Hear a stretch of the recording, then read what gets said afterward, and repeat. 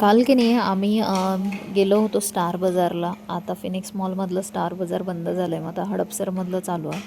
आणि अंशला ना काल तिथे गेल्यावरती ताप आला. काल सकाळी ताप होता, औषध दिलं होतं, बरं वाटत होतं. पण रात्री अचानक पुन्हा ताप आला तिथे गेल्यावरती. आणि खरं सांगायचं तर गेले 15 दिवस झालं तो म्हणतो मला बाहेर घेऊन जा, माझं खाऊ संपला, मला खाऊ घेऊन द्या. तर 6 महिन्यातनं एकदा मी त्याच्यासाठी खाऊ भरते घरात.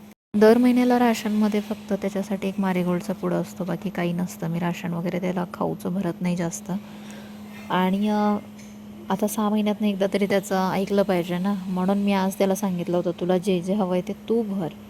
आणि खूप दिवस झालं मला ना असे काचेचे डबे घ्यायचे आहेत आणि माझी इच्छाच पूर्ण होत नाही आहे.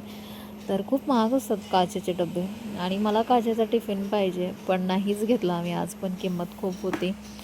आणि इथं अंशला पहिल्यांदा हे आवडलं चोकोज, आणि तिथंही तो विचारतो आहे मम्मी हे खूपच महाग आहे, राहू दे का. आणि आम्ही त्याला समजावत होतो की तुला हवं आहे ते बघ, घे तू किंमत नको बघू.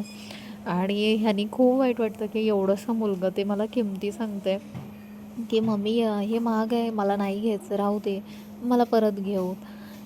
कारण ना अंश मला असं वाटतं की हळूहळू तो माझं स्ट्रगल बघून हळूहळू असा मॅच्युअर होतो आहे. पण मी त्याला सांगितलं की किंमत नको बघूस, का तू घे, माझ्याकडे खूप पैसे आहेत, घे. तरी तो घेतच नव्हता. इथे पण बघा तो किंमत सांगतोय. आणि आम्हाला खूपच वाईट वाटत होतं, एवढंसं पूर्वी असं का वागायला लागलं मध्येच. तर तरी पण मी त्याला घ्यायला लावलं. आणि संध्याकाळी येताना ना पाऊस खूप होता, अंशला ताप होता, त्याला व्यवस्थित पॅक केलं. आणि त्याला वडापाव खायचा होता, खूप दिवस झालं तो म्हणत होता, मग त्याला वडापाव खाऊ घातला. घरी बटाटा काही नव्हता, मग म्हटलं राहू दे, बाहेरचाच घालते वडापाव, नाहीतर मी घरी शक्यतो त्याला खायला घालते.